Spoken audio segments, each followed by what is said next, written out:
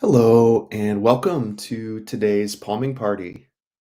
We are here on Saturday, December 21st, 2024, to commemorate and honor the winter solstice here in the Northern Hemisphere. My name is Nathan Oxenfeld, and I love hosting these free palming parties every solstice and equinox. So last one we did was the fall equinox, and then the summer solstice before that, and the spring equinox before that. So really fun getting into the seasonal swing of things, and wanted to give you a quick little glimpse of how winter is looking in Vermont right now. We've got some fresh snow, and it's pretty cold out this weekend, but definitely feeling like winter in a big way. And I want to kind of channel that a little bit today in our visualization, because the way these palming parties work is we start off by spending the first 20 minutes or so doing a long palming session together where we palm our eyes and relax the eyes physically. But I also provide you with a guided visualization to give your mind something to focus on to achieve mental relaxation, not just physical relaxation. And the combination of the physical and the mental relaxation has the potential to lead to potentially better feeling eyes and even better seeing eyes. So I always love hearing people typing in the chat about noticing any changes from comparing before and after. So before we go into palming, you may want to kind of take stock of how things are feeling and how things are seeing without glasses, and then you'll have something to kind of compare to at the end. And after the palming, I like to go through the chat and see what kind of questions are on your mind today, whether it has to do with something that comes up in the visualization or the palming practice, or anything natural vision improvement related. Happy to spend some time answering all your questions. I do have three quick announcements before we jump in. As some of you may have seen, our new book is available called A New World of Seeing. This is a multi-author book that I've been a part of working on over the past 2 years. So there's actually 43 different authors who have contributed to it from the natural vision community and from 16 different countries. So it's a very kind of international group. And unfortunately, there's been lots and lots of demand for it, and it's been out of stock on Amazon for the paperback version. You can get the ebook version on Kindle while we wait for Amazon to fulfill the paperbacks. But yeah, we've been pretty impressed with how many downloads we've had and how much of a demand there's already been. So really happy to have this out in the world, and hopefully it'll continue to get read in the new year coming up. Once again, it's called A New World of Seeing. I'll just type it into the chat here. And it's on Amazon. So you can always search for that depending on your country. And then as time goes on, I'm sure you'll be able to find it in other sources as well. So check that out. The second announcement is I do have some events coming up next month in January in Hawaii. I'm doing 2 workshops on Kauai and Oahu, January 14th and 18th.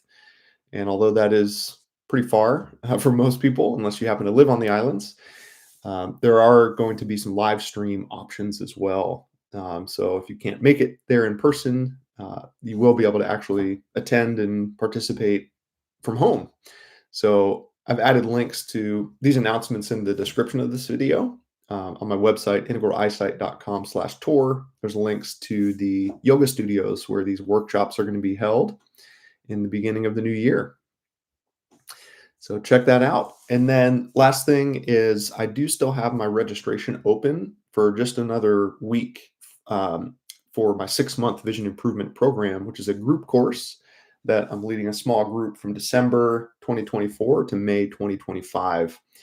And it's pretty much the last chance to join. The first month is all about vision habits. So it's kind of an easy way to get started, and it's easy for people to kind of get caught up on the first month's materials, even if you join at this point in the month. So that link is in the description as well, in case you're feeling like energized and encouraged to take your vision practice to another level and also get some extra accountability from the group energy and the group dynamic. But we get to do that right now together with this wonderful group of people who have gathered for the Winter Solstice Palming Party. And I appreciate already seeing people type in the chat some questions that we're going to get to after our experience today. So that's a good little tip. If you already have a question, you're welcome to type it into the chat even before we start the palming, just so you don't forget it, and I'll be able to scroll through afterwards when we come out. Awesome. So with that being said, let's go right into our palming practice, go into our visualization, and then I'll guide you out, and you can not only notice if there's been any effects from your palming practice or your visualization, but then we'll be able to take some time for some Q&A.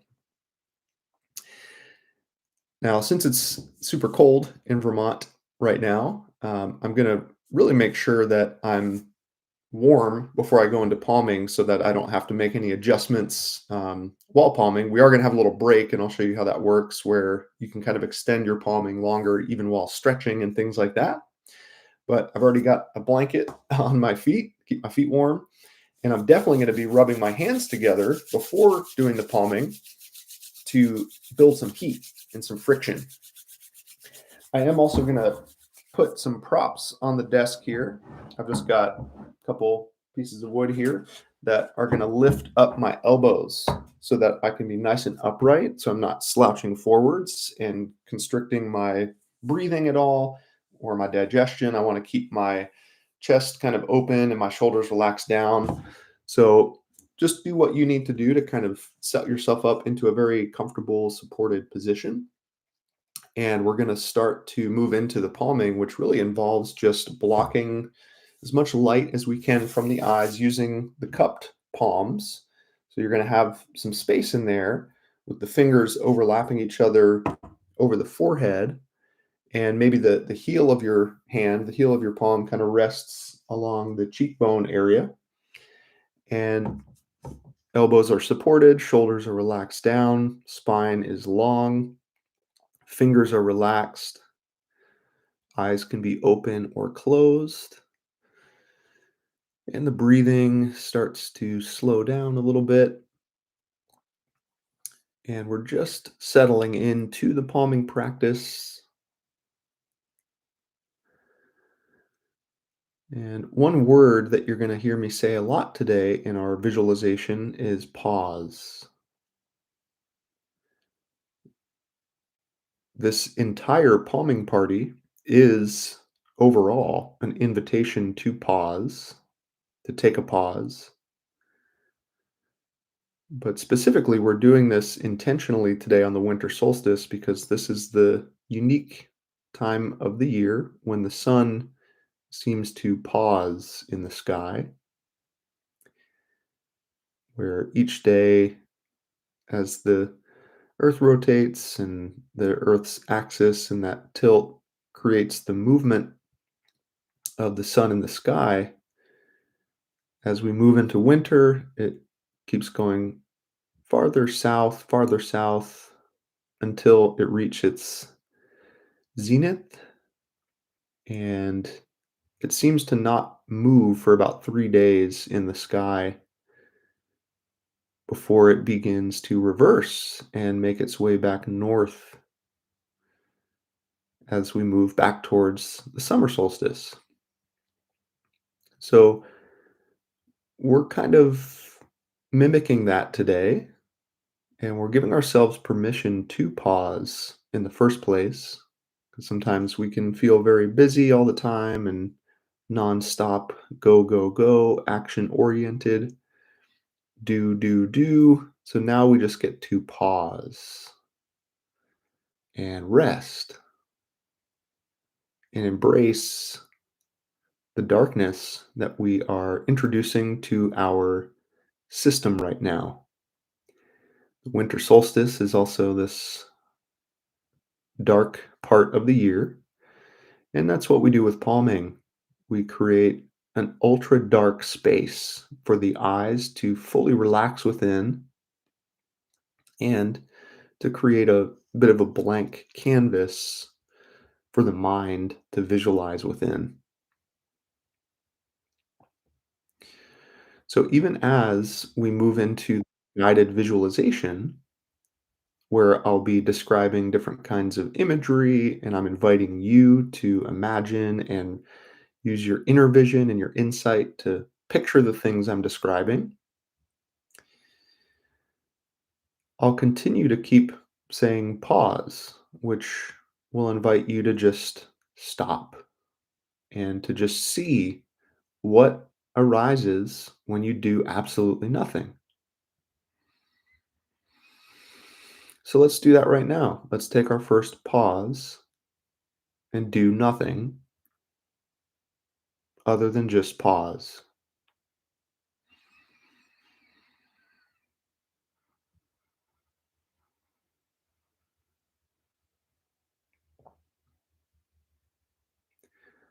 And this is a very well deserved pause because you've been working hard all year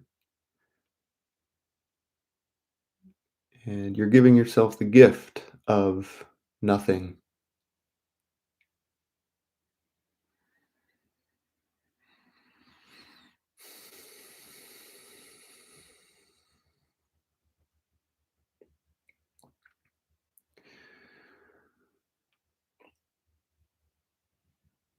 So by this point, you may have really started to feel like you've settled in a little bit more to the palming practice, the palming position.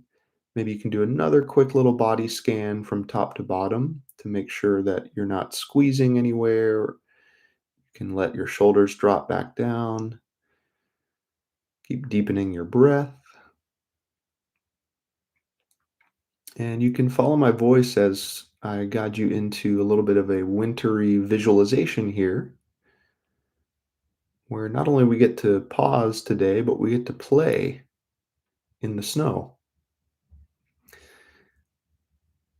So, whether it is you remembering me showing you the view out the window of the fresh snow here in Vermont, or maybe you're remembering your own personal memory or experience with being in the snow, seeing the snow, feeling the snow. And I personally feel like tapping into the childlike playing in the snow and seeing if I can remember that feeling of being a little kid and the excitement of seeing the snow fall from the sky, not only knowing that that may mean I'll get a snow day, I don't have to go to school, or maybe even a 2-hour delay. But either way, it just filled me up with this feeling of excitement and joy and also peace.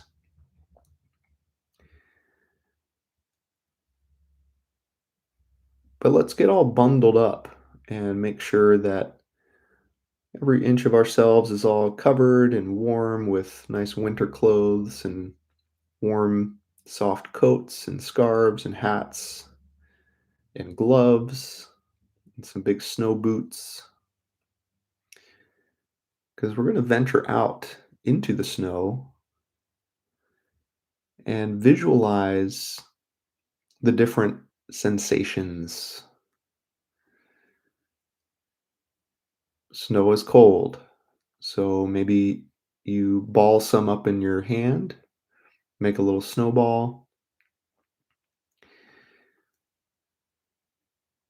Snow also makes a particular sound when you walk on it, a little bit of a sort of a crunch, but it's kind of muted and sort of soft as well.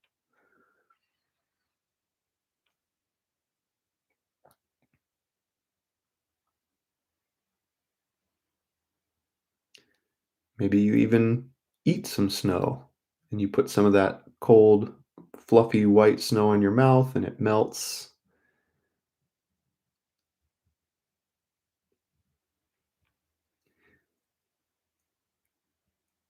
But let's just take a moment to pause in the snow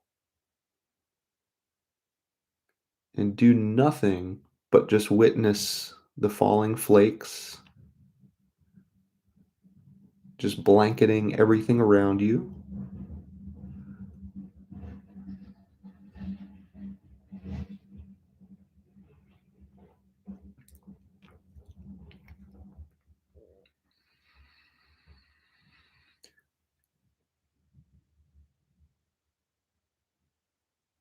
And then we're going to build a snowman. So you've already made a little snowball to either throw or to eat, but now you're going to roll a much bigger snowball. You start to roll it around, and it gathers more and more of this fresh powder into a bigger and bigger ball to act as the base of the snowman. And you're just shaping it nice and round so it can support the second ball. And as you roll the ball of snow, it kind of leaves a little path because it's accumulating some of the snow that it rolls over, and you're leaving your little footprints behind as well. And the second ball is a little smaller than the first big ball as the base, but it's still pretty large and takes a little bit of effort to lift it up and plop it right on top of that first big snowball. And then we set out to make one more snowball that will be the snowman's head. So it'll be even smaller, a little bit easier to lift up and place up on the top of this stack of big snowballs.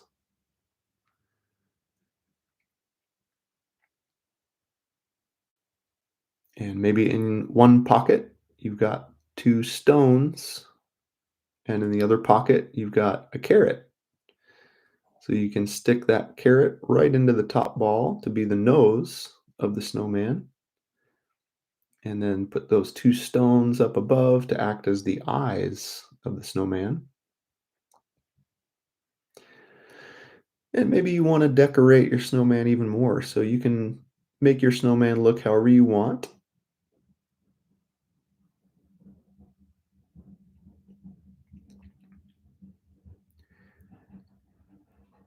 And then you take another pause where you enjoy your creation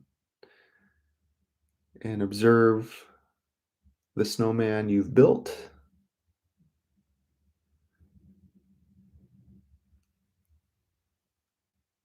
And each time you pause, there's just this extra level of stillness,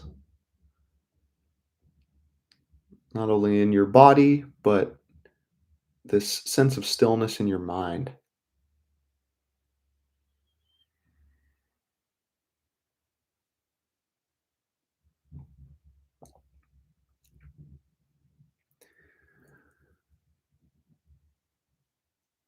So before we do our next winter activity, this would maybe be a good time for our break, where you keep your eyes closed and you remove one of your hands.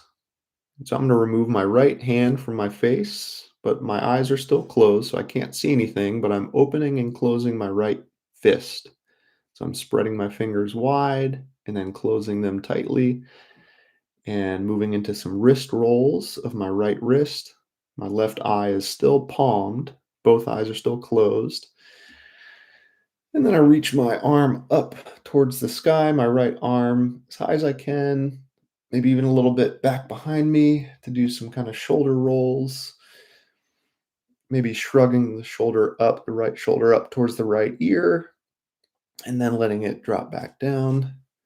So just make any little adjustments you need to with this right hand, maybe even just shake it out before we invite it to go back into palming and resting.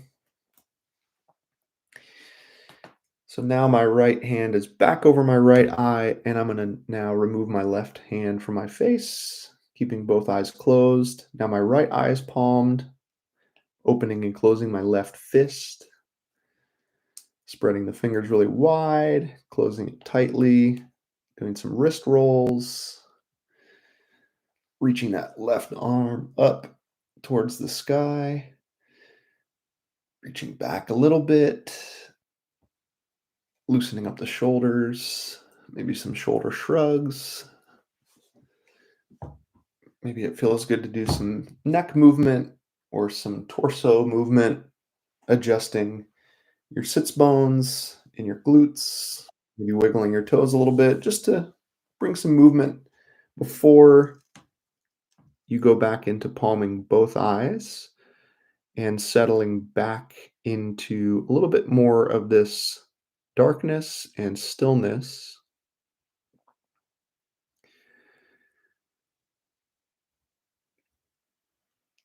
because now in our winter visualization, we've been outside, we've been playing in the snow, we've built our snowman. Now it might be a good time to start thinking about making a little fire. And it's pretty windy out, so maybe we even want to build a little igloo to build the fire inside of. So maybe you want to make your igloo out of snow. Maybe you find a big bank of snow that you can kind of dig into and almost kind of dig out a little cave for yourself. Or maybe there happens to be some nicely cut ice blocks sitting around that you want to start stacking up into a circle, almost like bricks that surround you and eventually enclose you up above into this little icy dome structure that you're able to build.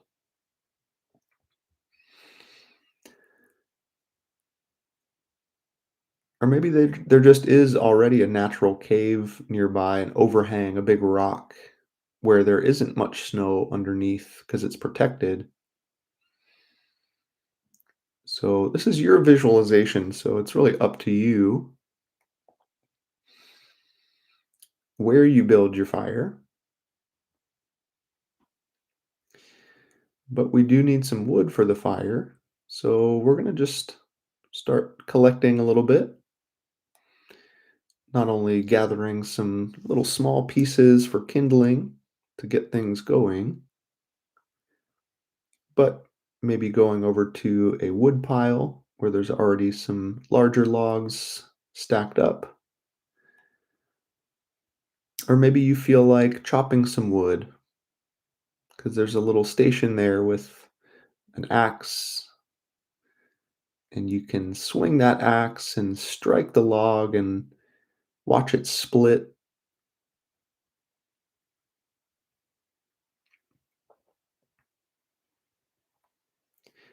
But you just build a tiny little area with kindling and a little bit of birch bark, and you light that on fire. And amidst this cold, snowy landscape, it's getting darker too. This little light is a stark contrast, not only the brightness, but the small amount of heat and warmth that starts to give off, especially as it starts to grow, and you maybe add some larger sticks to the pile, and those catch, and the fire spreads until it's ready for maybe a larger log. And then the light really takes off, and the heat and the warmth is super cozy. You can even take your gloves off and dry them by the fire and hold your hands out, feel the warmth. Maybe you can hear the crackling of the wood, some embers.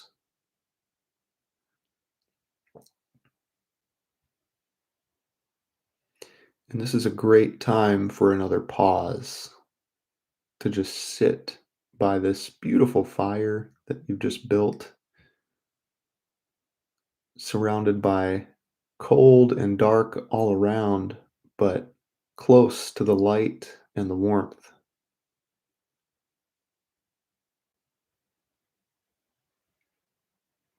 Just mesmerized by the dancing flames. Keeps changing.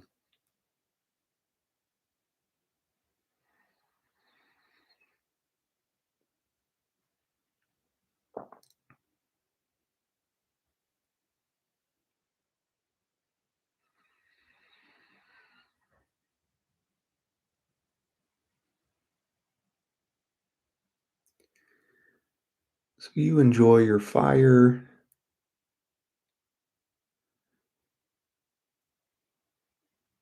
and the fire's so warm that you're actually getting kind of hot. So you actually feel like stepping back out into the cold.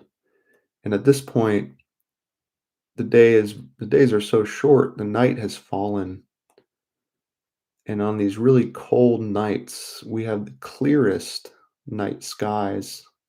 So you just gaze up into the deep, dark, black sky that is just dotted with thousands and thousands of twinkling stars and planets, galaxies, and you're feeling that relief of that cool, frosty air on your face after being right next to the fire.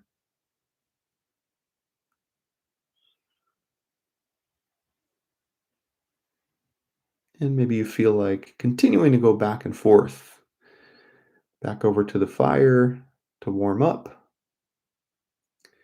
and then walking back out into the night sky to gaze up at the stars and feel like you're cooling down a bit so you can regulate it yourself.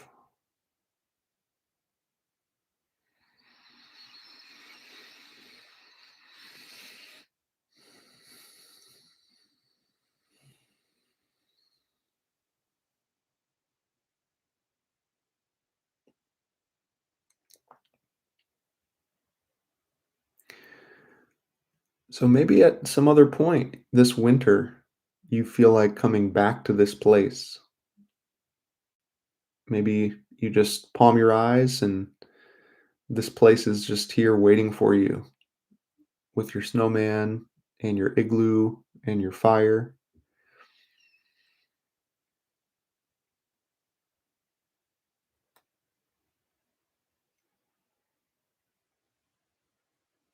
But most certainly, at some point in this winter, you're probably going to want to give yourself a pause.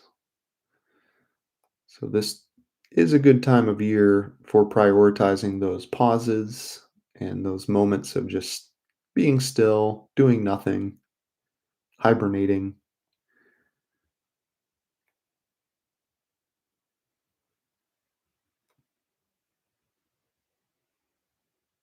Because before you know it, it'll be spring and summer again and full of activity.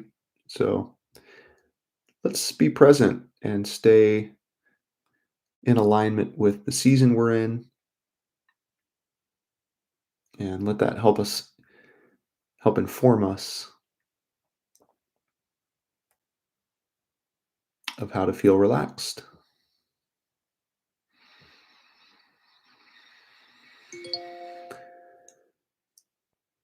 So I'm feeling quite relaxed at this point with this combination of physical relaxation from my hands over my closed eyes. So my eyes are feeling warm, my eye muscles are feeling soft, and my mind is feeling quite relaxed after spending some time doing our visualization, giving the mind some mental focus, some relaxing imagery. So I'm going to see if I can take this relaxation with me out of palming. And I'll invite you to do the same as you just slowly, very slowly, remove both your palms from your face, keeping both your eyes closed, because you want to be gentle and really allow your eyes to adjust back to the light, ambient light, which may seem much brighter now because your pupils have been dilating for a while. So it might take some time for them to constrict back down. And whenever you do feel ready, you just blink your eyes rapidly and check and see, does this feel comfortable to keep my eyes open, or do I want to go back to waiting with the eyes closed to adjust a little bit more? But eventually you will feel adjusted and ready to not only open, but keep the eyes open and take a little look around in terms of how things are looking, whether it's things in the distance, if you have a window to look out of, or things up close, like your screen in front of you, and also tuning into how you're feeling. So, not only physically, what's going on up in this part of the face, around your eyes, does it feel warm and soft? And could be other aspects of feeling, like how is your mind feeling now? What's the mental, state, emotional state? All these things can change and be affected by these Bates method practices. So once again, it was just really neat to come out of this visualization and actually see some snowy logs there waiting to be burned and some fresh snow in the trees. So if that's not something that is either easy for you to remember or not much was appearing for you, it might be helpful to customize it even more. Maybe you live in a place that doesn't get much snow, and so there's other ways that you can relate to the winter and the winter solstice.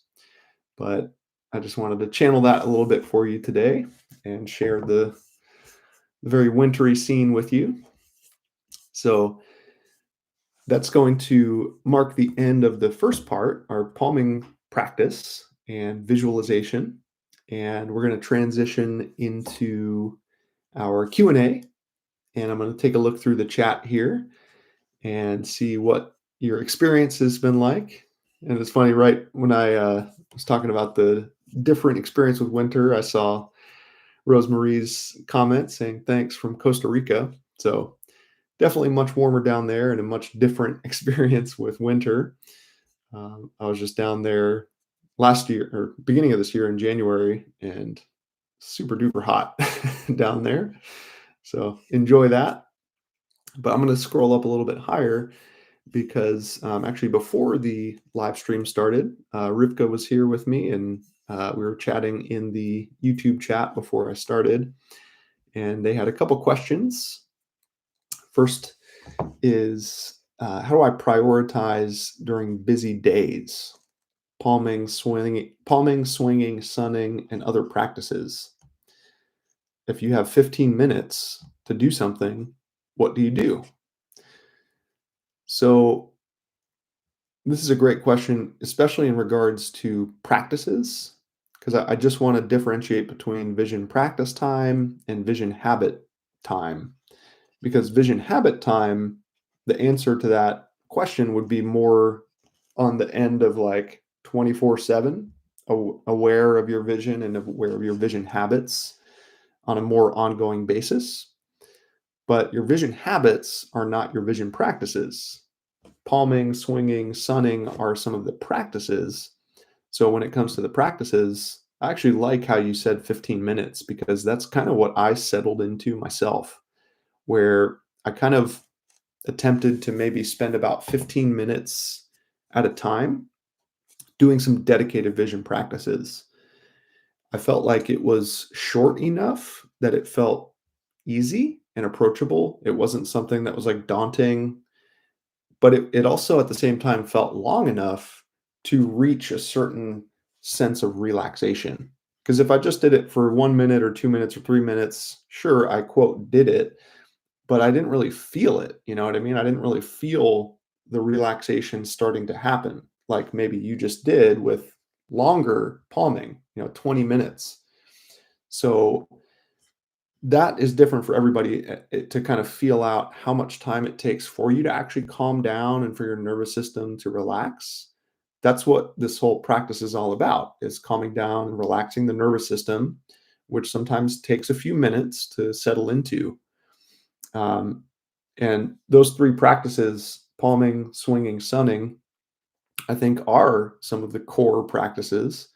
And if you only do have 15 minutes, I would fill that time with those three practices. Maybe start with 5 minutes of swinging, and then maybe another 5 minutes of sunning and palming. Because the other question was, I've heard you mention to palm the same amount of time that you sun after sunning. Is the order of these practices important? So then I typed suggesting the sun sandwiches, where you alternate between sunning and palming every 5 or 15 seconds. So you're sunning with your eyes closed towards the light source, 5 or 10 seconds or 15 seconds of rotating any way. You can go side to side, you can go up and down, do big circles, and then 5 to 15 seconds of palming. And you can do this standing. You don't have to be sitting. You can just be outside, switching from sunning for a few seconds, palming for a few seconds, or the one-eyed version, palming one eye, sunning the other eye, vice versa. These two options, the sun sandwich and the one-eyed sunning, are ways to pretty much guarantee that you have a balance between your sunning and palming by the end of it. And then maybe, that would be it. You just do your swinging, sunning, palming, and then that's your relaxation practice for those 10 or 15 minutes. And then maybe if you have more practices available, whether they're fusion practices or vision building practices or other, vision things, you can always do more. You can always spend some more time going into that. But your question was about busy days. So on busy days, I would just do kind of that as the bare minimum, a little bit of palming, a little bit of swinging, a little bit of sunning, just to keep some momentum, even if it's short, even if it's not 15 minutes. But I always want you to be aware of your vision habits, no matter how busy you are. And if anything, the busier you are, the more you need your good vision habits. Because a lot of times when we get busy, that's when we start to do bad vision habits. That kind of negates the benefits we get from the practices we did earlier in the day, right? So it's like, oh, I'm really busy today. I'm going to cram in my vision practices. Okay, I did my vision practices. Now I got to do all this work, and I'm going to strain, and I'm going to stare, and I'm not going to blink very much, and I'm going to ignore my periphery. Why did you do the practices in the first place if you're not going to then take some lessons from the practices and spread them along throughout the day to help change the way that you use your eyes on these busy days? Because that's what we're all doing here. We're learning a new way to use the eyes even when we're stressed, because the stress a lot of times is what makes us kind of default to some of these bad vision habits like staring and straining. So kind of a two-part answer there. Don't stress too much about, spending hours and hours doing these vision practices. Feel free to create these little short, efficient practice sessions. But in terms of your vision habits, that's where so much of your focus can remain. And after I typed that response about the sun sandwiches, Rivka said, wow, I already did that by my own inner voice guidance. I love it. So that's the other great thing about this stuff is you're not just improving your vision, you're improving your intuition. So more and more you start to get the answers from within and you feel out what feels natural, right? This is natural vision improvement. So I believe a lot of the ways that Dr. Bates, who developed this stuff originally, discovered this and came up with this was just by intuition and feel not only feeling what felt natural, but literally studying people who had good natural vision and just analyzing how they did it, and then invited the people with the not as good vision to start applying the habits that the people with better vision already had more automatically. So really, really glad you shared that as well, Rivka, that you're also listening to your own inner voice guidance. That's beautiful. Yeah, and Justina was asking about when you can get a paperback copy of the new anthology book, A New World of Seeing. Because yeah, it's been going great on Kindle, but We've been running into issues with it being showing out of stock for the paperback version, even though we just published it, and I've never run into issues with my other book, Give Up Your Glasses for Good, being out of stock. So yeah, our team is kind of on it at the moment, trying to investigate what's going on so that anybody can get the paperback as well. Because yeah, it's better to hold the physical copy in your hand than to look at the screen, I think.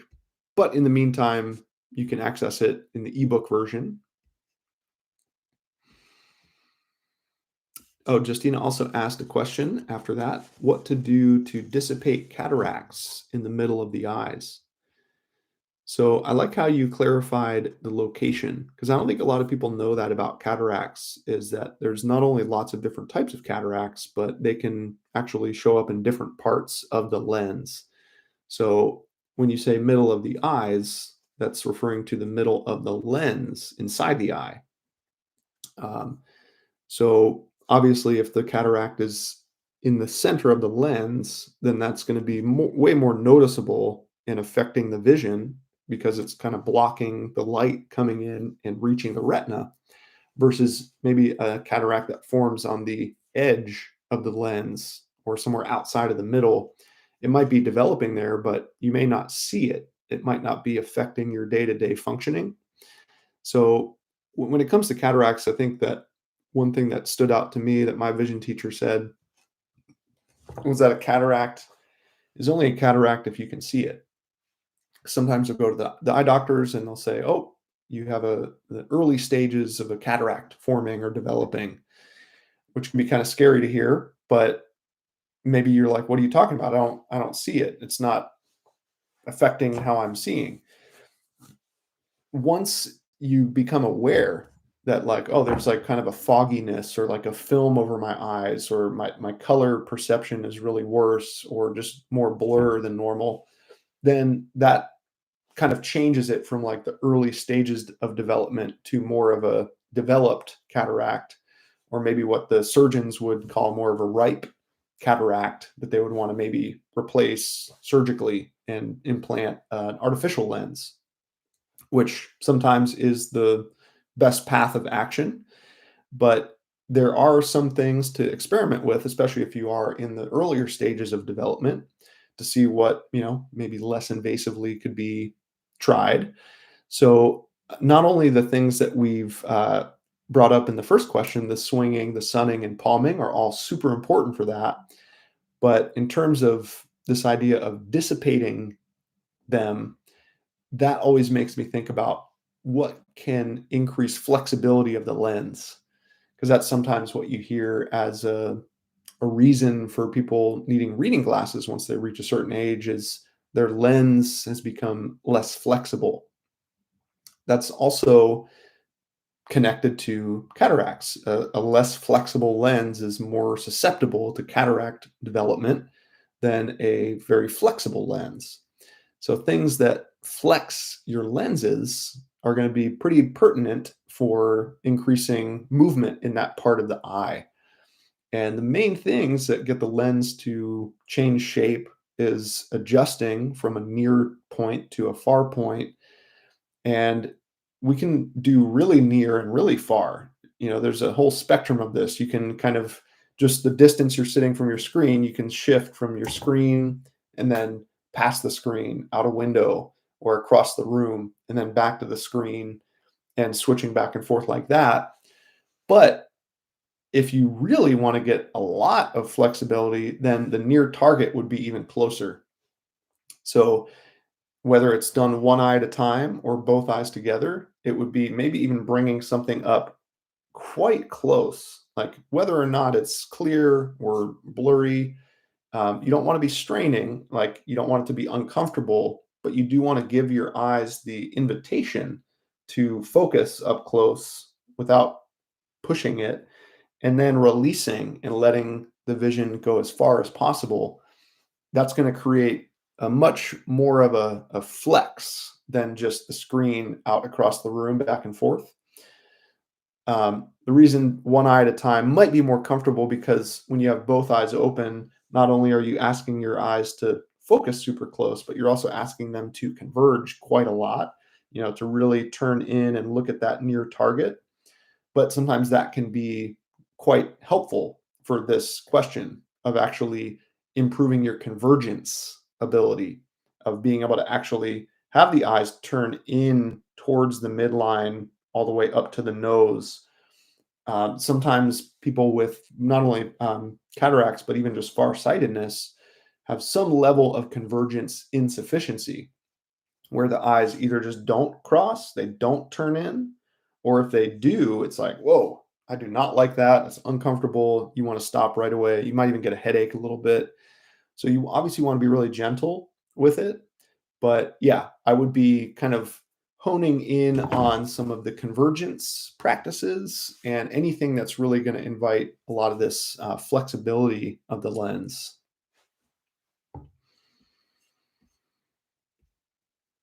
MoMA was enjoying the view of the snow I gave before we started, and Delia said, "I really appreciate your work. Thank you. Awesome." Delia also has a question on the different roles of the left and right eye. Lately, I kind of lost contact to my left eye, and I heard that the left eye stands for the female side.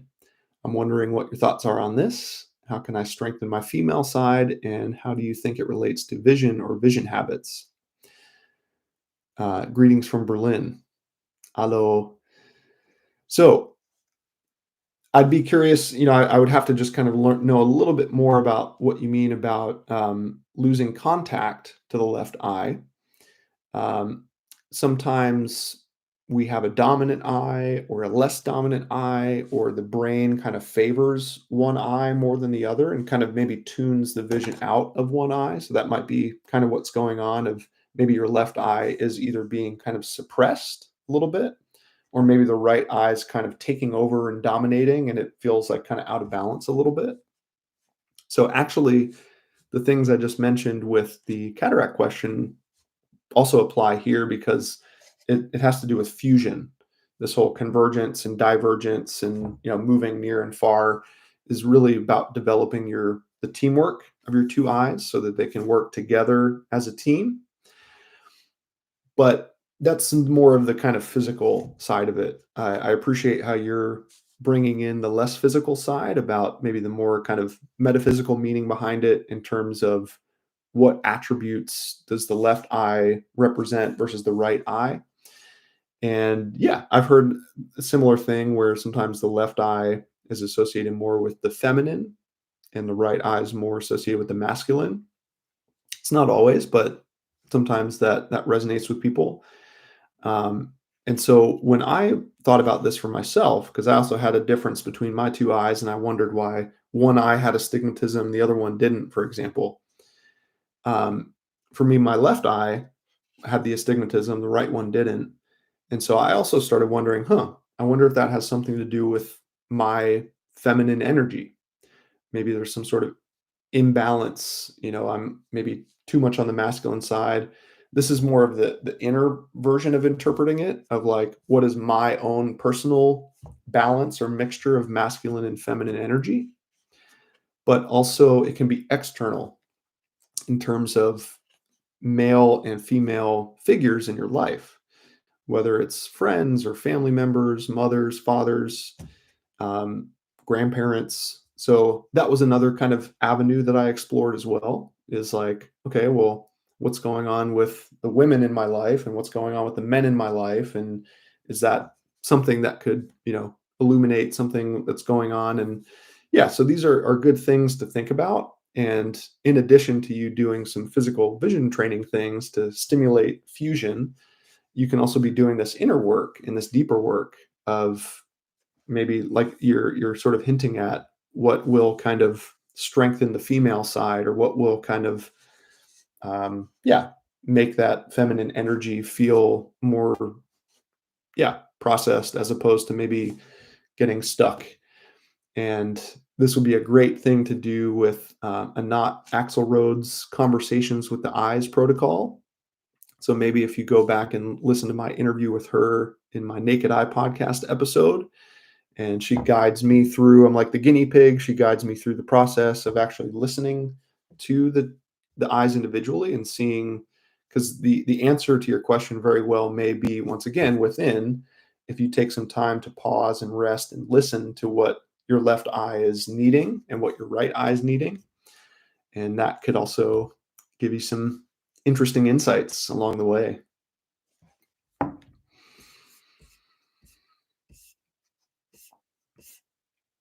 All right, scrolling down. Anna Marie from New York, thanks for being here. Hey, Nancy, also in New York with some new snow overnight. Lots of light in my eyes from that, even on a dim day when we were out shoveling. Happy solstice. Yeah, there's like such little sun in Vermont in the winter that I really am grateful that there's so much bright white on the ground to balance that out.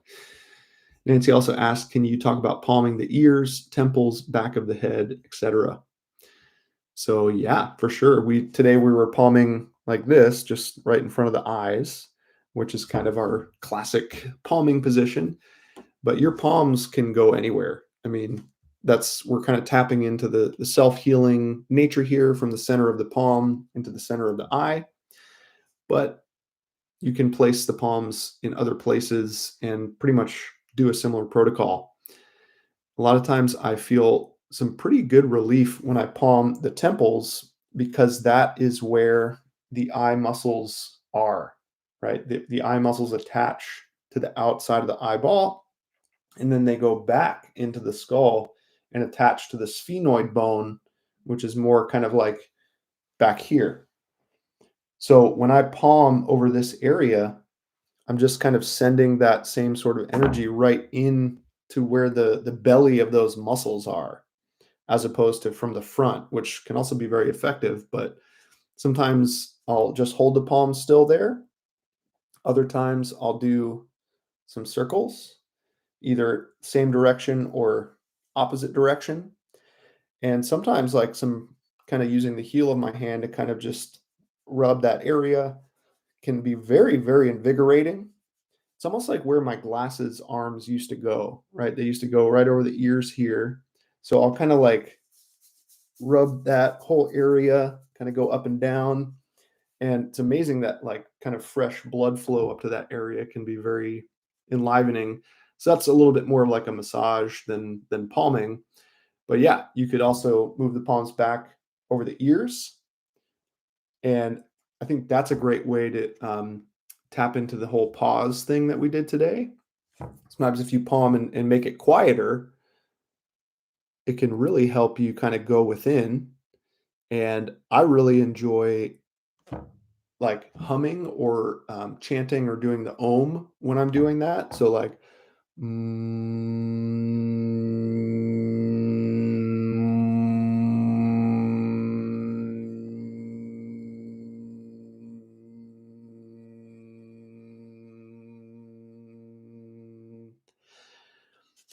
because we're palming the ears. So sometimes we're actually working with the sense of hearing, not just the sense of sight.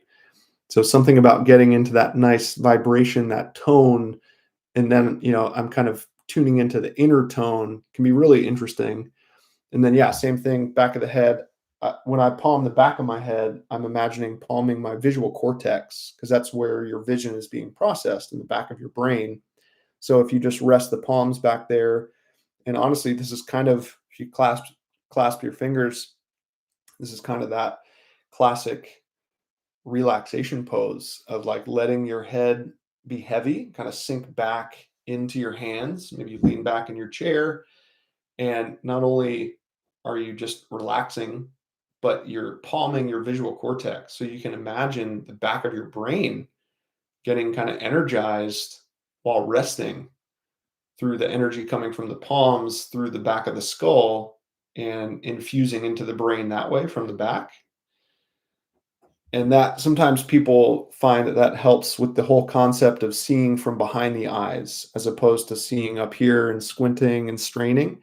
Rather, sitting back, relaxing into the back of the head, and actually feeling what it feels like to see from back there. So yeah, Definitely explore those palms landing other places other than just the eyes. Then we're back to Rosemarie's comment from Costa Rica, Pura Vida. Jane says, thank you so much for this glorious way to welcome in the light. Yeah, it's all uphill from here. Today's the shortest day of the year, and tomorrow's going to be longer. The day after that's going to be more and more light coming our way. So we made it.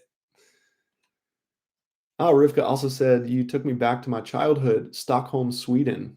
Thank you. All clear coming out for 2 seconds. Nice. So I think now we're at the end of the palming when people were typing in.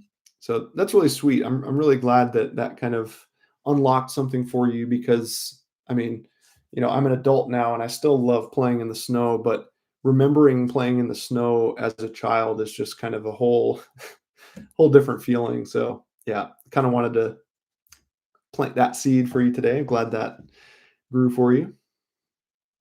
Hey, Christine, love the visualization of the beautiful winter. Awesome. Oh, Anne Marie said your story would make a great children's book. Oh, that's a sweet comment. Appreciate that. Young Swish says, do swinging and shifting eye charts in the dark help improve seeing letters in the dark? Absolutely. Yes. That is definitely something that Dr. Bates talked about was like doing some of this vision building with either eye charts or with reading cards and fine print by candlelight, which is pretty dark. You've just got that one little flame to illuminate the whole room, and it's very dim. And at first, you might not be seeing very well because it's not very much light. But what do? You swing. You just swing it. You keep shifting. You blink. You relax. You breathe. You take all the pressure off of trying to see perfectly, and you're just enjoying this night vision activation. And yeah, letting your eyes adjust to the dark is really, really healthy for them.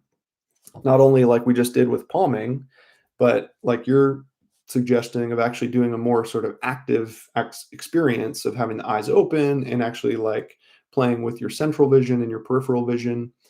So, yeah, definitely play with that. And honestly, this is kind of the best time of year to do that just because it's darker part of the year. Just make sure that you're not straining. That's really the only rule when you're doing your charts in the dark is just don't try too hard. Just enjoy your peripheral vision, enjoy the movement happening, and don't be surprised if you do start to get some clear flashes in the middle, but just don't try too hard. And Marie said, perfect timing as I woke up to a pretty snow scene this morning. Yeah, I think a lot of places got some snow overnight. I know my sister in Boston said they got like 5 inches down in Massachusetts.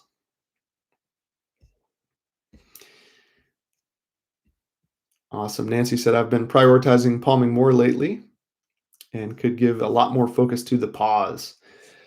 Yeah, thanks, Nancy. I've just been really intrigued by the fact that this palming party is in December 2024.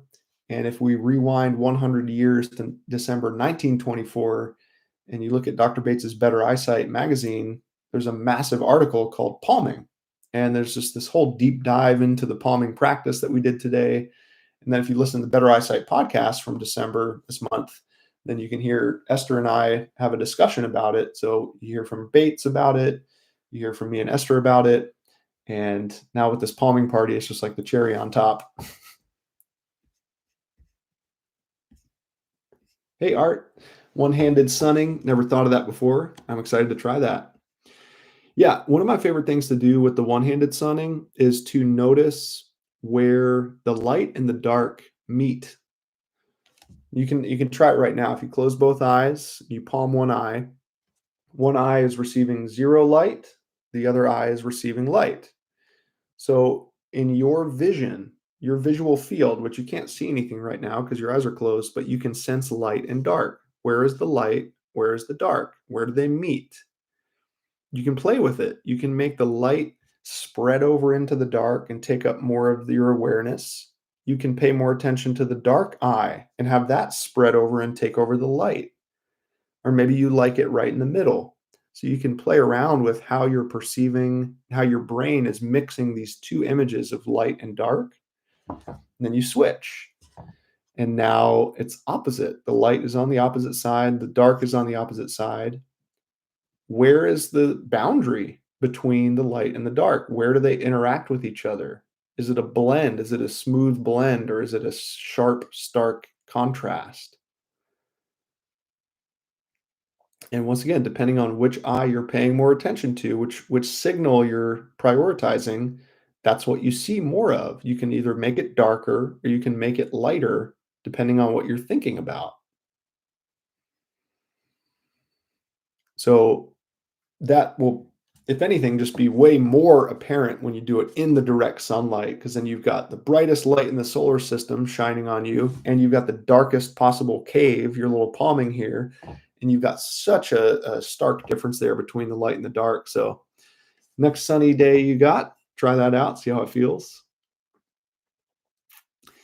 Aman Ali said, "Hello, Nathan. Love your work. I was just wondering, is it okay if I do the long swing by just moving my head rather than my entire body? I feel like I see the same effect whilst just moving the head." Absolutely. Yeah. I just call that the head swing. So the long swing is when you're standing up and you're moving your whole body, and it is a good full body kind of activator. But the head swing is just this. It's the same effect. You're still seeing oppositional movement, and you still close your eyes, you still remember and imagine the oppositional movement. And then if you enjoy the head swing, first of all, this is a great thing to do during screen time. If you've been kind of sucked into the screen for a while, this was like my go-to thing. I would just, oh, I've been on the screen for too long. I'm going to swing the computer. That's what I'm seeing right now. The computer's swinging that way and then that way. And then I close my eyes and I imagine the screen swinging in the opposite direction. And after just a few rotations, I feel so much better to get back to work and to refocus again, and to feel like I'm bringing my periphery into the screen time with me, because I've just kind of looked around the room a little bit more and I've stopped tuning out the surroundings. But in the long run, my invitation to you is like, how small of a head swing can you do and still see the opposition of movement or feel the relaxation result? Because this is a big head swing and you can see me doing it. You know, if we were in a Zoom meeting together, you'd be like, what is Nathan doing? But I can do a really small head swing that is almost imperceptible. I'm doing it right now, and it's so tiny. Like my head is just doing this little teeny tiny movement, or maybe it's a little bit up and down. But even this tiny movement, it doesn't really get the screen to swing side to side like when I do the big head swing. But my water cup and the lamp and the stuff out the window in the background are all moving really slightly, very subtle. But Bates did claim that the shorter the swing, the greater the relaxation. So don't get stuck on the big versions. They can feel great and they're wonderful to do, but just know that that's just the starting point. You're really refining it down to this smaller level that's actually way more practical in terms of your everyday use of your eyes, because you can do the little tiny head swing while you're writing and reading and talking and watching TV and driving. It's like this thing, and if it's subtle enough, it's stealthy. Nobody even can see you doing it. So then you don't feel weird about doing your swinging practice in public because it's your little secret. So yeah, definitely enjoy your head swings, whether they're big or small. Thank you, Jim, for saying great new book. Glad you got yourself a copy. Judy's enjoying the view out the window, as am I. Oh, looks like the sun is actually starting to come out. I have to get out there and get some since we're talking about it. But I want to make sure we go through the rest of the questions here as we start to wind down our winter solstice palming party. So Anne Marie chiming back in, my doctor said I had a cataract, but no need for surgery. I do get blurry from time to time, but yet I read the eye chart to almost the last line. My vision clears if I relax and give it a minute. So yeah, if the surgeon says there's no need for surgery, that's kind of feedback that the cataract is not ripe yet, or it's not to the stage of development where they would want to replace the lens. So to me, that sounds like a good place to then step in and be proactive with your natural vision approach to see if that surgery could be avoided. Um, and the fact that you're kind of reminding me about cataract flashes, because we hear about clear flashes when you have nearsightedness or farsightedness, and all of a sudden you have your glasses off and you can either read fine print or you can see the chart better. But that can happen with cataracts too. I've had several students report that where, yeah, it's not just the refractive error that seems to decrease, but they see better through the cataract as well. So just good feedback that cataracts are not set in stone. They can change. Nice. Jeremy said that was a fun visualization. I imagined we were all throwing snowballs at each other. Yeah, big snowball fight. That's awesome. I don't have a clue how to build an igloo. I can't say I've built one either, but that's the beauty of the imagination, Sherry and me. It's like we can do kind of anything with our imagination, but that's why I also kind of gave a couple different scenarios. If you don't feel that confident in your igloo building skills, you can always just find one that's already existing, or go into a cave, or dig out a little snow cave for yourself. Celeste, aloha from Hawaii. We have lots of sun. I can't wait to see for myself. I'll be down there in just a few weeks. And once again, if you weren't here at the beginning, you can go to my website to learn how you can actually participate in my Hawaii workshops from home. Just doing it online, doing a live stream. Those are in January. Lou, hello from Brazil. Yeah, so summer down there. Nancy, yes, rubbing where the sides of the frames were feels like erasing those thick glasses from my physiology. Be gone. I was tapping into that a little bit as well. It's like there's a lot of residual energy from the years and years of glasses and contacts. So sometimes those types of things can feel like it's kind of scrubbing it clean, shaking the etch a sketch. You know what I mean? Hey, Wanda. Thanks for this great visualization and session. Looking forward to some snow as I'm flying to New York in Scarsdale next Wednesday. Awesome. Safe travels to you. Be happy to have you stay in the States. SK, hey Nathan, I'm Simran from India. Palming and the 20-20-20 rule has helped me. Doing laughter yoga too. My eyes tend to tear now more often. So for those who don't know, the 20-20-20 rule is this suggestion specifically during screen time, but really any kind of near activity, where every 20 minutes you look at something 20 feet or farther for 20 seconds or more. So it builds in these breaks and these pauses to your accommodation, your near focus time. And I'm glad that you're implementing that. Over the time, I've kind of realized, at least for myself, 20 minutes a lot of times feels like too long. Like my eyes don't like to look at the same distance for 20 minutes. So that's why I put my computer right in front of the window here, so that I can practice the 1-1-1 rule, which is every 1 minute I look away from the screen at least once for 1 second. Because that was the other thing I noticed, is that once that 20-minute timer would go off, I would look away and it would be a nice break for a few seconds. But then probably by second 10, 11, or 12, I was like, all right, I kind of want to get back to the screen. So I figured, why don't I just decrease the length of time in between these breaks, and also decrease the amount of time I'm looking away. So it's just a quick 1 second and then back. Or maybe it's looking at something closer than the screen, like my water cup, and then back, or the keyboard and then back. So yeah, maybe over time you can keep kind of shaving down from 20 minutes to 1 minute. And then all of a sudden your screen time just has this new habit built into it, where your eyes automatically just kind of flick away from the screen and come back without even having to have those reminders. Big fan of laughter yoga though. Yeah, not just for your eyesight, for everything. So if you haven't experienced laughter yoga, maybe look into that. And there's a vision teacher in England, Charlotte Schumann, who not only teaches vision, but also leads laughter yoga classes on Zoom. So you can even do it from home. And you can even just turn your camera and your microphone off and just not feel, self-conscious. You can just laugh by yourself. But yeah, it's amazing some of the effects that can come from the laughter yoga. Young Swish responded, that brings me to this question. Is it true reading books in the dark lowers eyesight, or is that just a myth?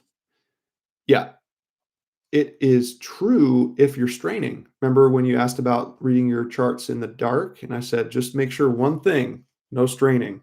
Because if you strain your eyes in the dark, that will make your vision worse. I mean, if you strain your eyes anytime, it'll make your vision worse. But a lot of people do strain more in the dark because they don't have enough light. So they start to kind of squeeze and squint. So yes, reading fine print or reading charts or doing this vision stuff in low light is bad for the eyes if you're straining while doing it. But if you can learn how to relax while doing it, not only is it not bad for the eyes, it's actually quite beneficial. Art said, thanks for the additional pointers on the one-handed sunning. You still move your head side to side with the one-handed sunning? Yep. Yep. For sunning, I wasn't really doing it inside just because I'm using the ambient light from the window. But when I do this out in the sunlight, always moving the whole time, whether it's side to side or circles or up and down. Always think about spreading butter on toast, right? You don't just put the butter on and then eat a bunch of dry toast and then get to the butter in the middle. You spread the butter all around. So that's what we're doing with the retina. We're just kind of spreading that nice warm sunlight all around the retina.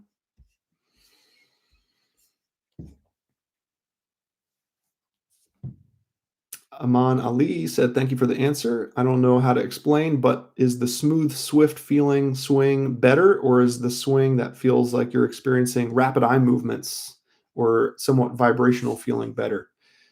Neither one is better. They're both important. One of them, you're developing your pursuit eye movement, and that's when you look at a moving target like your thumb. And then the swing in the background is very smooth, like you said, very continuous.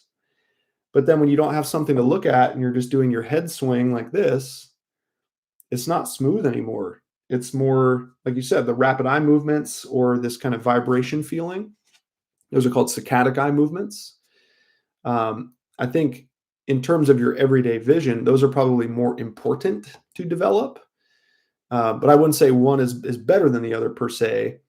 But yeah, that was one thing Bates realized in people who had really good eyesight. They had a lot of rapid eye movements, not just when they were dreaming and asleep, but while they were awake and their eyes were open, their eyes were vibrating a lot. And the people who had poor vision, their eyes were very rigid and did not have very much of this vibration going on. So yeah, these head swings and the different practices that loosen up those muscles are really good.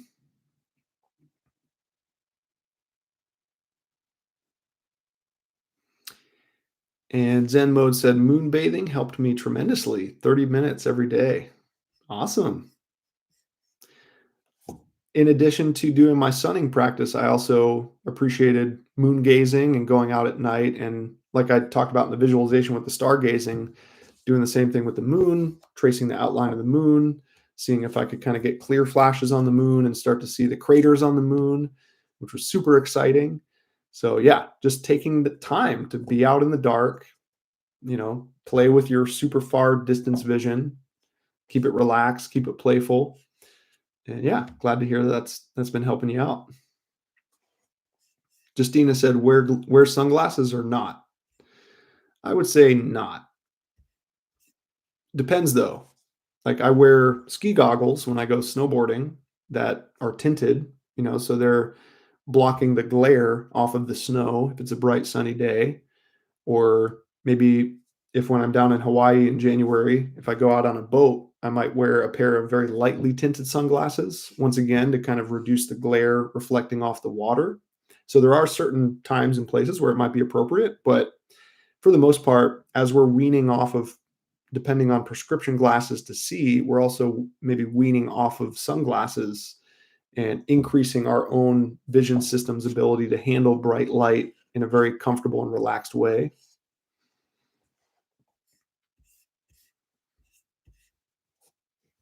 Melissa says, thanks, Nathan. The people went ahead with the surgery. She's in the recovery stage, and I'm looking at possible diet changes as I know they affect the eyesight.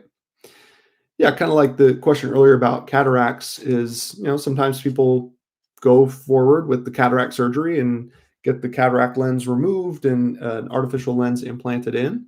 It doesn't necessarily mean you can't still incorporate the natural vision improvement teachings and habits to still lead to, you know, further healing and recovery, like you said. And then, yeah, looking at the other aspects of lifestyle that something like a surgery wouldn't really address, like dietary or exercise or these vision practices. So, yeah, thank you for sharing that.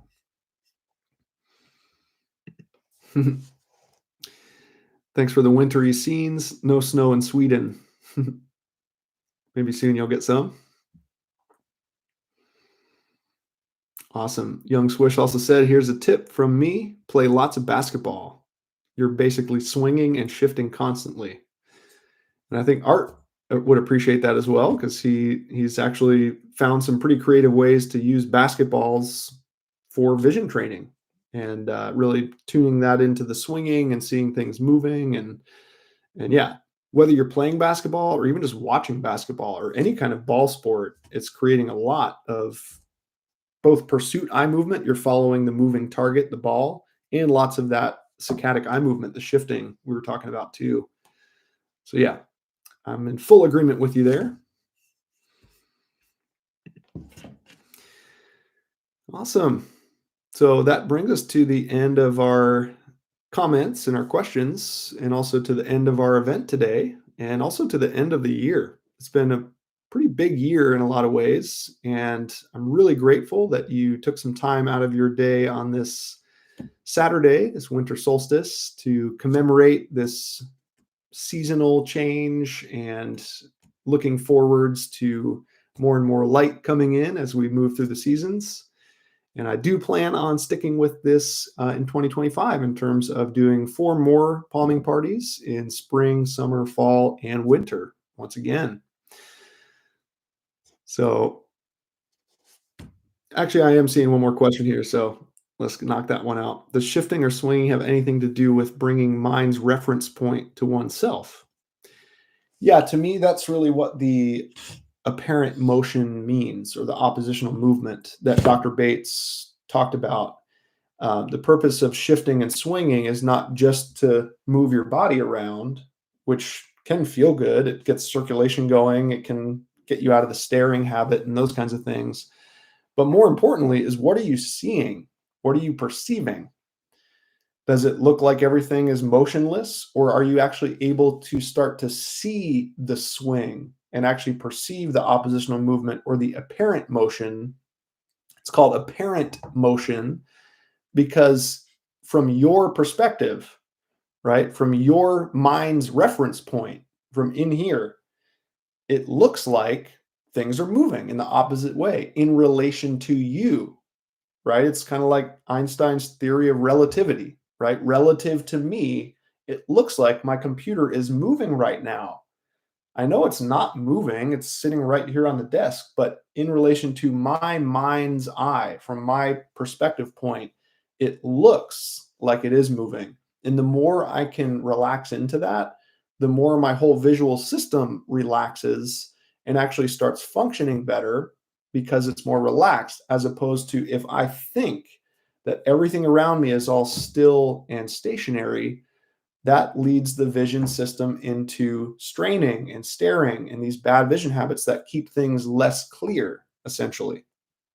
So, yeah, that's one of my favorite things about the swinging and the shifting is actually it helps reconnect you with yourself and where you are in the universe.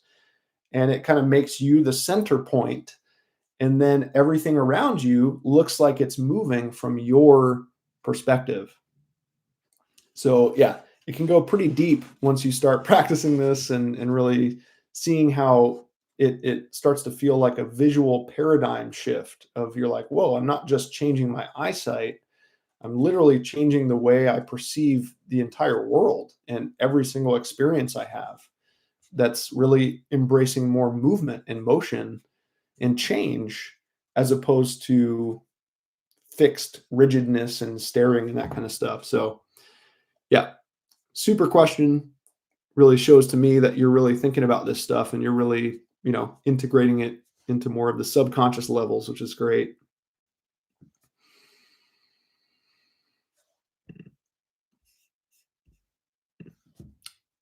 Nice. Couple more comments just coming in here. Lifting my gaze off into the distance feels better outside than doing it inside through a window through glass. Yeah, I'm not surprised by that. I think that even clear glass interferes with how the light travels into the eye. So, yeah, either open that window up or take your work outside and have some true distance to look out into. Young Swish said, I'm almost finished reading your book. Awesome. Wishing you and your family a Merry Christmas and Happy New Year. Right back at you. And Amon's asking, what would you consider a bad vision day for you? What's it like and how can it be described in diopters? Yeah, so even though my vision, I haven't needed to wear glasses for, 6, 7 years now, I've really still noticed certain fluctuations. My vision still stabilizes and pretty much is clear. But sometimes if I'm maybe feeling extra stressed or I've either haven't gotten very much sleep the last night, or maybe it was poor quality sleep, or maybe like somebody mentioned the dietary component, sometimes I will notice that my vision gets somewhat affected if I'm maybe having too much sugar or alcohol or something like that. So yeah, that's kind of how I would describe it. Is it's sort of like a little bit of a dip where either my eyesight isn't as clear as normal, or maybe my eyes feel kind of sluggish or not quite as sort of vibration based and movement based. So in terms of diopters, I don't know, I'm sure there's maybe times where if you were to check my eyesight at that moment, an eye doctor might want, to put glasses on me, or maybe a half a diopter or maybe one diopter or something like that. But in those moments, I know exactly what to do to swing back into the clarity. And I use that language very specifically because that's how I bring my clarity back as I swing and I shift and I blink. And, I have my little, tool belt of things that have been my tried and true things. I shared one of them earlier, which was the head swing. Sometimes just doing my head swing would loosen things back up and bring the clarity back. More recently, it's been the more subtle version than that, where I close my eyes and I move my eyes side to side. So I'll do it with my eyes open so you can see. I'm just kind of like doing this, or maybe a little bit of like upward version of it, maybe a little downward, but I'm doing it with my eyes closed. So it's kind of like feeling my corneas move beneath my closed eyelids. That does something to kind of get me shifting and sort of soften up this whole area.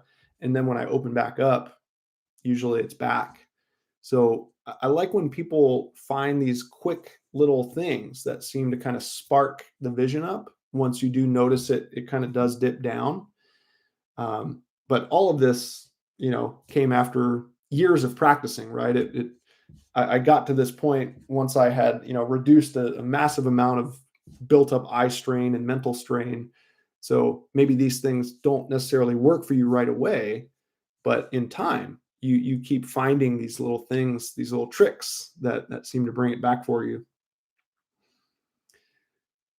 Sunning is the other thing too. If I'm having a bad vision day, light therapy brings me back. Whether it's with the sun, ideally, or I do have my red light therapy device where sometimes I'll just stimulate the retinas with a burst of light, and then it seems to kind of click me back in.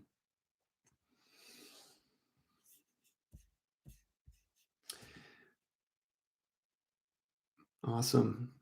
Zen Mode said, "Thank you, Nathan. So helpful. I'm eager to hear more from you more often."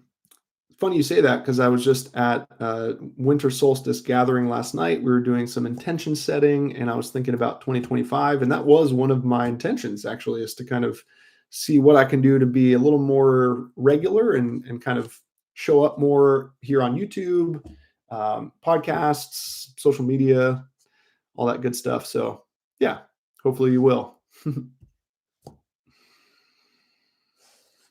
Anne Marie says, thank you so much. I'm looking forward to receiving your book. I shared it on my Facebook page with my friends. Really appreciate that. Enjoy Hawaii after this snow story. Yeah. Yeah. It's definitely become almost a necessary part of living up in northern Vermont, is to get a little bit of a break through the long, cold, dark winter. Awesome. Anna Larson said, I find myself taking off my glasses more and more. It's such an important part of this process. Just really giving yourself that time to adjust to the naked eye, just learn how to kind of accept the blur and work with the blur, not try and force it clear, but letting the clear flashes come to you naturally. That happens way more when your glasses are off than when they're on.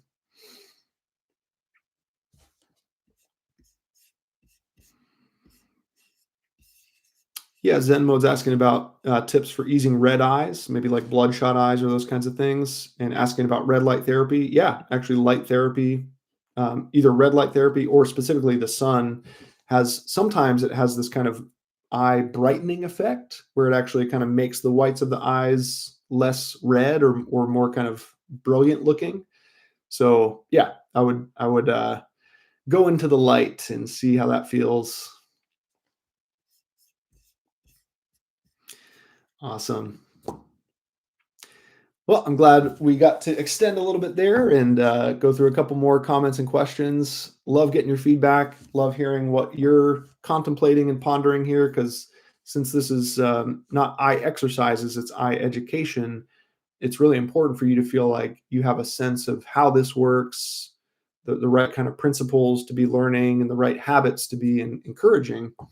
And then the practices almost become an afterthought. It's just things that support you along the way as you're learning about your new vision.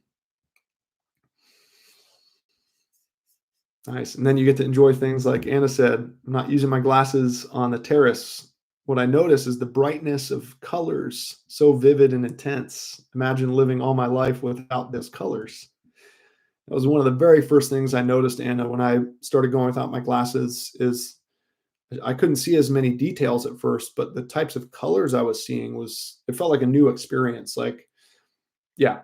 So enjoy that. Enjoy letting those brilliant, vivid colors in. And those people who are color aficionados or are interested in color therapy, that is another thing I've got coming up a month from today, actually, January 21st. I'm taking part in another Color Lights World project workshop. So, and it's kind of specifically geared towards people who are kind of newer to the world of color therapy and light therapy. So yeah, I'll be adding links to that on my website as well. But you can maybe kind of make a little mental bookmark for January 21st for that workshop as well. All right. So I'm going to go ahead and sign off and see if I can actually get out and get some of that sun in the snow, make the visualization come true, and keep your eyes peeled for more things coming up in the new year. I hope you have a very peaceful and relaxing end of your year and transition into the new year. And happy palming.